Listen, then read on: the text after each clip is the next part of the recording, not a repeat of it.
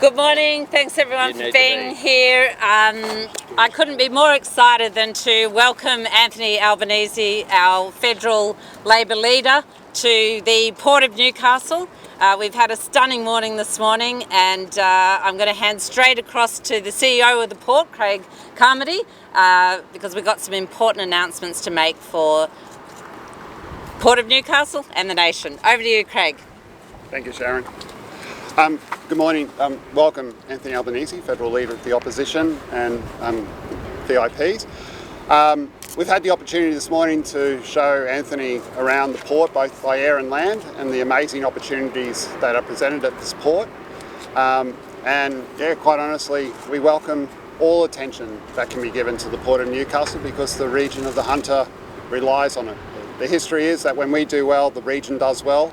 And our job is to make sure that continues. So over to you, Anthony.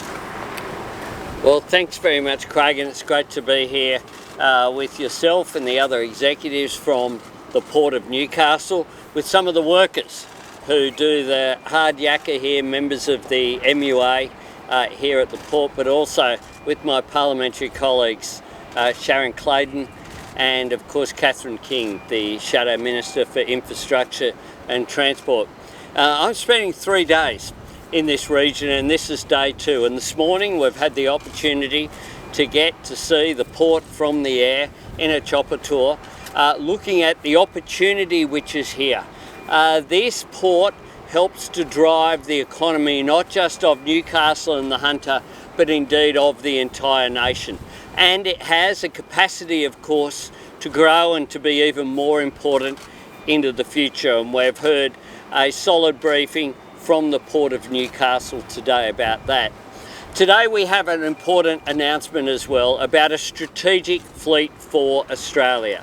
We know that during COVID it has shown the strength of Australian society, the fact that people have made sacrifices, people are looking after each other, but it's also shown some of the vulnerabilities in our economy, in particular the vulnerabilities in the supply chain.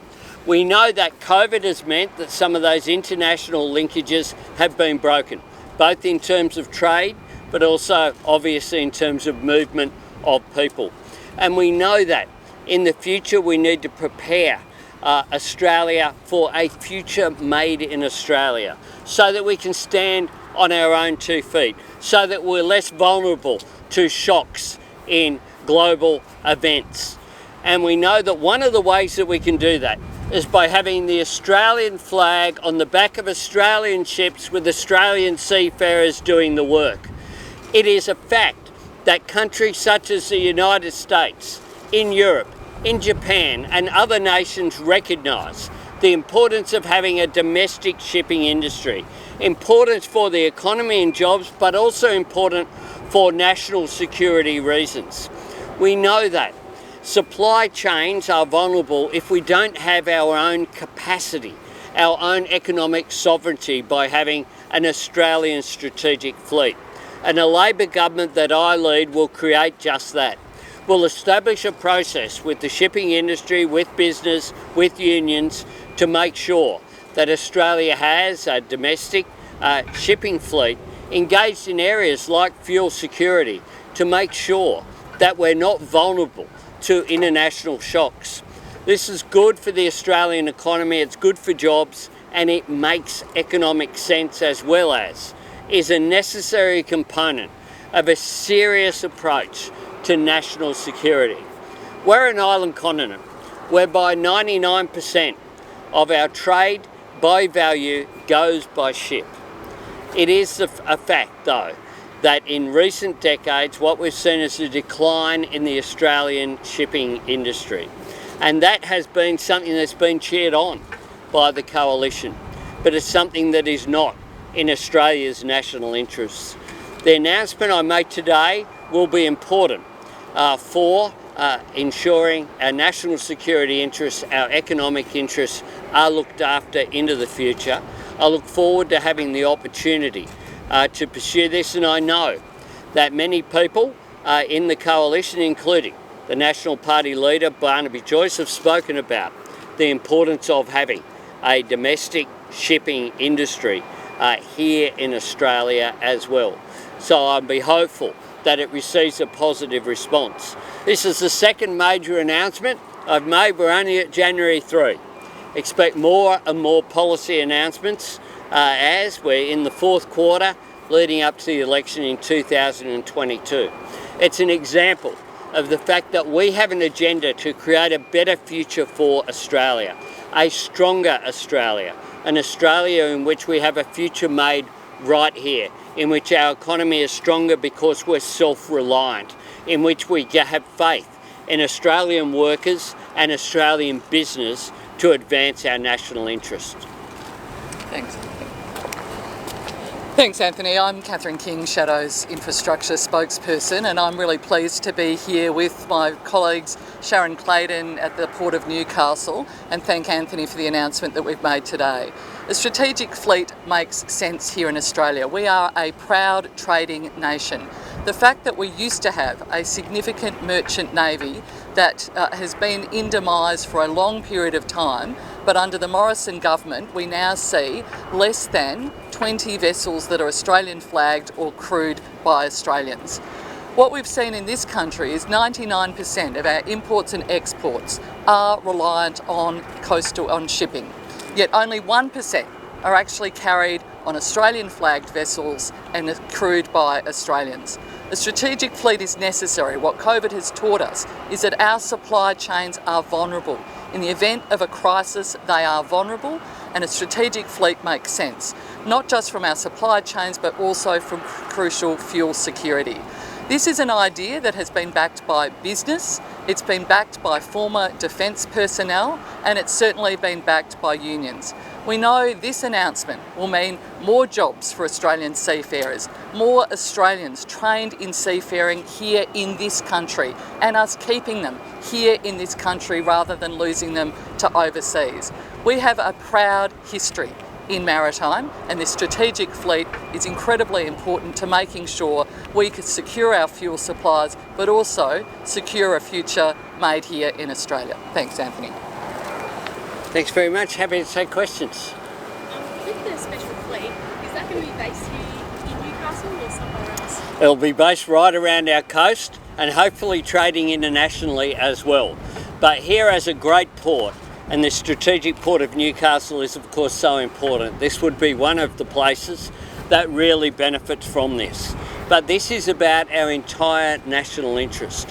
One of the things that we need to do is stop the abuse of the coastal trading system that's occurred at the moment under this government, to make sure that where an Australian ship is available, that ship is used, that we use Australian-based crews and Australian ships around our coast wherever possible.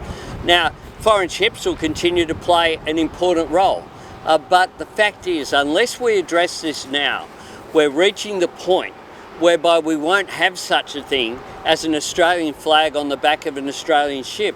And what that does is it loses the skills base. It leaves us so vulnerable to shocks in the supply chain, and it is not in our national interest.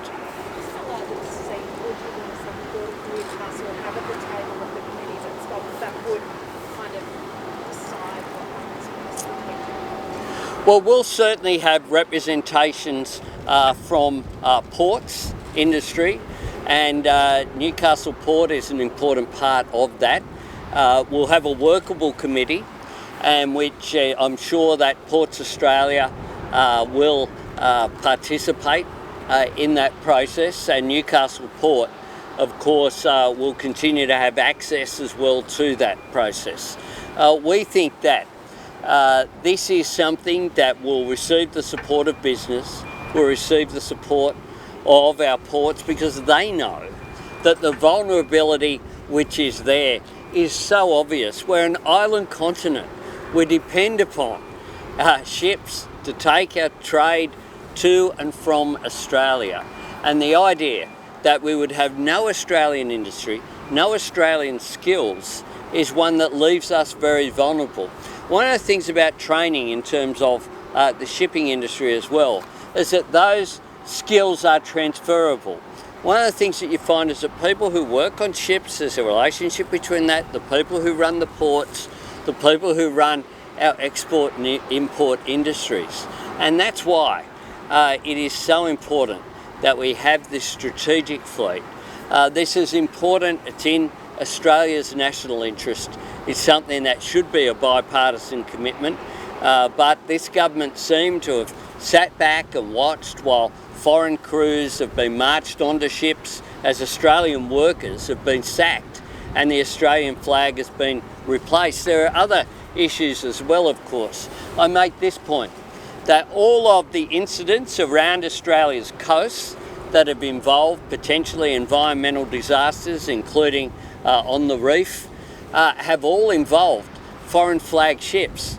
Australian seafarers with those skills and that local knowledge understand the coast. They understand our ports. They understand how to work around the activity in order to ensure protection of the natural environment here as well. And that, of course, is obviously very important for Australia's future as well. Would establishing a strategic fleet inevitably involve a large government subsidy? We believe that with proper policies, this can certainly be commercially viable. What we need to do is to stop the abuse of the use of foreign labour on foreign ships that are not paid decently. And we've seen a whole range of examples of that. Now, the current legislation provides for that to occur, but there are abuses occurring, and we know that that's the case. We've had examples such as when the ship hit the coast off Gladstone while I was a minister a few years ago. We know that that was a major issue in terms of the crew and their pay and their treatment and conditions. We know that exploitation in the international shipping industry through flags of convenience is a major issue. We want to make sure that we have good jobs, good paid jobs for Australians, with Australian businesses being backed. And that's why this policy is certainly supported by the Australian shipping industry. MILE, the peak body, Maritime Industry Australia Limited, has done a lot of work over the years on these issues. What power would the federal Labor government have in intervening in container? Well, this is of course a legal dispute at the moment, so I'm not in a position to comment specifically on it. But I would say that when you have an asset such as the Port of Newcastle here that isn't being utilised fully for the economic benefit, then common sense has to kick in here. The New South Wales government made some decisions a few years ago that are the subject at the moment of dispute. We'll await those outcomes, but common sense should apply, and we should make sure that with all of our infrastructure assets that we maximise jobs, that we maximise economic activity, that we maximise efficiency. This port here has a potential to really expand into the future. Thanks. What do you mean by common sense in that sense? Well, there's legal matters before us, so I'm not going to comment on the specific legal matters which are before the courts that have involved the ACCC and other ports as well. But you know that here in the Port of Newcastle there is a substantial potential for an expansion and for use of the facilities that are here. You have a rail line, you have land.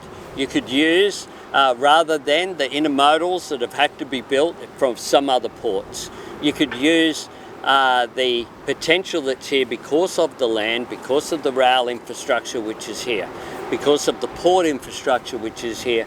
It has the potential to considerably add to the economic growth of this region and indeed of the country. Do you think that rapid antigen tests should be free? Oh, look, no one should be excluded from getting a rapid antigen test because of their income.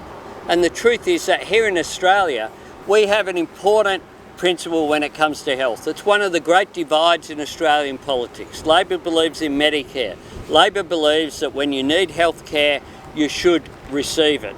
And the fact is at the moment, you've had rapid antigen tests turned to away from PCR tests because the government didn't put in place appropriate capacity in order for people to receive those tests. That's why here in Newcastle and indeed the Central Coast it's been impossible for people to get tested. Now they're being told, go get a rapid antigen test, but there aren't enough rapid antigen tests available for sale. And for those people who can find one, of course, we have some price gouging going on and it being simply unaffordable for many people. This has been an example of something that has characterised Scott Morrison's Prime Ministership. He identifies a problem only after it becomes a crisis, and then he doesn't act, he just seeks to blame someone else. We have known through the national plan for some period of time that when the system started to open up, there would be an increase in the number of cases. There would need to be an increase in the number of testing. The national plan identified testing, tracing, isolation and quarantine, as well as vaccination, as being the 5 measures that you needed to restrict the impact of this pandemic on people. And yet what we had is no preparation for vaccinations, no supply of vaccinations from this government. This time last year, on the first week of January, this Prime Minister essentially said that there was no rush when it came to rolling out the vaccine. It wasn't urgent. Well, the truth is it was a race and we fell behind. We fell behind on vaccinations. We didn't even get on the field when it came to purpose-built quarantine, and with months and months to prepare from a pandemic that has been going for 2 years, it is unbelievable that the government has told people to not go and get tested, but to test themselves with a rapid antigen test that isn't available and that isn't affordable. This is a public policy failure, the like of which we haven't seen in this country before. It's on Scott Morrison's watch, and Scott Morrison just always blames someone else.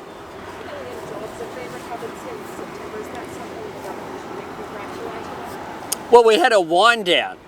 The economy was shut down in New South Wales and in Victoria because of the failure of the New South Wales government, firstly, to take action soon enough when what began as a single driver of a hire car taking someone to hotel quarantine, unvaccinated and without a mask, saw that failure and spread around the country with these lockdowns that we didn't have to have, that were as a direct result of a failure to take action early enough and a Prime Minister who urged Gladys Berejiklian to not lock down.